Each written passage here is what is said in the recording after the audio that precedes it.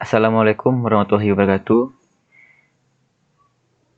Baiklah, di sini saya Satria Ramadan, nomor WP 1810953030. Dan di sini di video kali ini saya akan menjelaskan mengenai line coding. Oke. Pertama itu pengertian.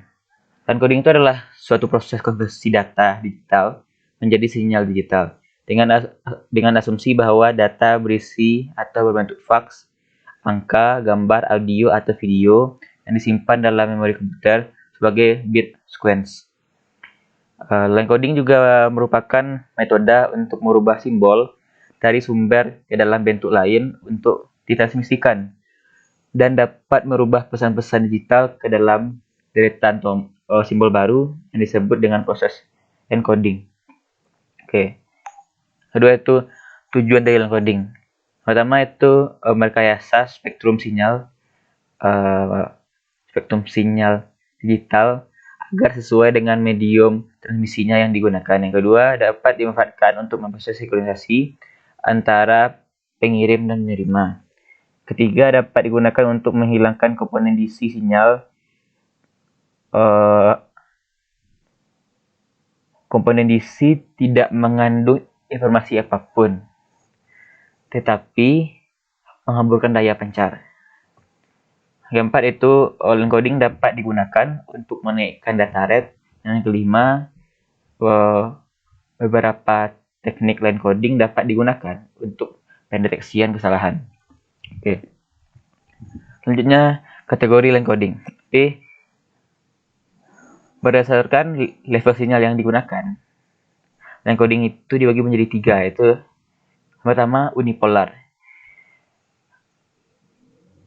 yang mana kode ini menggunakan hanya satu non-zero dan satu zero level tegangan, yaitu untuk logika 0 memiliki level 0 dan untuk logika 1 memiliki level non-zero.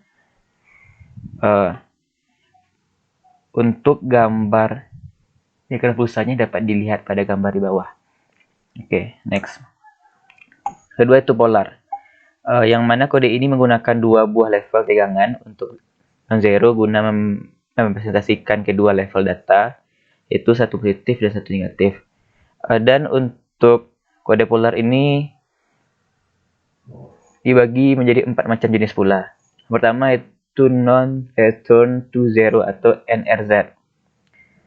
Yang pertama dibagi juga menjadi 2, itu level NRZ, yang merupakan representasi dari bit, yaitu untuk logika 0 dinyatakan dalam tegangan positif dan untuk logika 1 dinyatakan dalam tegangan negatif.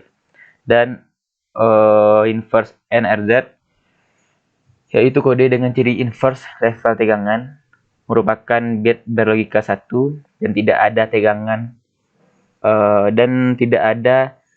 merupakan nilai bit yang berlogika 0. Untuk diagramnya dapat dilihat di gambar di bawah. Kita next. Jenis yang keduanya dari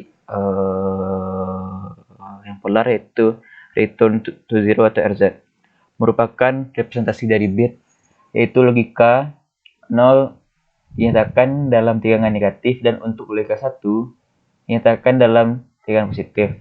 Dan sinyal harus kembali 0 untuk pengaruh sinyal berdasarkan interval dari setiap bit. Untuk gambarnya dapat dilihat di bawah. Lanjut. Yang ketiga yaitu ada Manchester, yaitu kode Manchester terjadi inversi level sinyal pada saat sinyal bit berada di tengah interval. Kondisi ini digunakan untuk dua hal, yaitu sinkronisasi dan bit representasi. Kondisi logika 0 merupakan representasi sinyal transisi dari positif ke negatif, sedangkan logika 1 merupakan representasi sinyal transisi dari negatif ke positif serta memiliki kesempurnaan sinkronisasi. Untuk gambar dapat dilihat di bawah. Kita lanjut. Jenis yang keempat dari kode polar yaitu diferensial Manchester. Pada saat berada di tengah interval, sinyal bit digunakan untuk sinkronisasi. Ada dan tidaknya tambahan transisi di awal interval bit. Berikutnya merupakan identifikasi bit di mana logika 0 jika terjadi transisi dan logika 1 jika tidak ada transisi. Memiliki kesempurnaan sinkronisasi. Untuk gambar dapat dilihat di bawah. Oke, next. Oke, untuk jenis yang ketiga dari jenis encoding ini adalah bipolar. Dan untuk bipolar ini juga dibagi dua. Pertama, bipolar alternate mark inversion atau AMI. Yang mana merupakan jenis pengkodean bipolar yang paling sederhana. Tegangan 0 dipresentasikan sebagai bit 0. Bit 1 adalah representasi oleh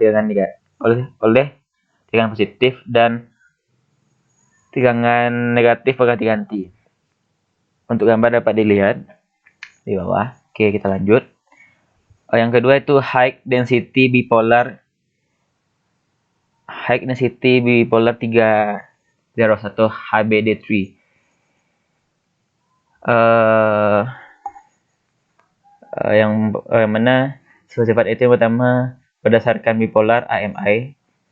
Kedua, jika jumlah sinyal tidak nol setelah substitusi terakhir adalah ganjil, maka substitusi dilakukan dengan menggunakan level tegangan 000 volt.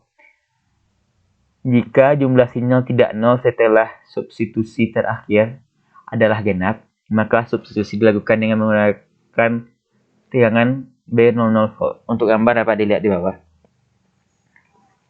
Oke, kita lanjut. Oke. Selanjutnya kita masuk ke karakteristik line coding. Oke. Untuk line coding ini memiliki beberapa karakteristik. Pertama yaitu elemen data dan elemen sinyal. Yang kedua, data rate dan sinyal rate. Yang ketiga, bandwidth atau lebar pita. Yang keempat, baseline wandering. Yang kelima, komponen DC. Yang keenam, sinkronisasi bit. Yang ketujuh, deteksi bit. Yang ke-8, noise. Dan yang ke-9, mengurangi noise. Oke, sekian yang dapat saya sampaikan. Mohon maaf untuk segala kekurangannya. Assalamualaikum warahmatullahi wabarakatuh.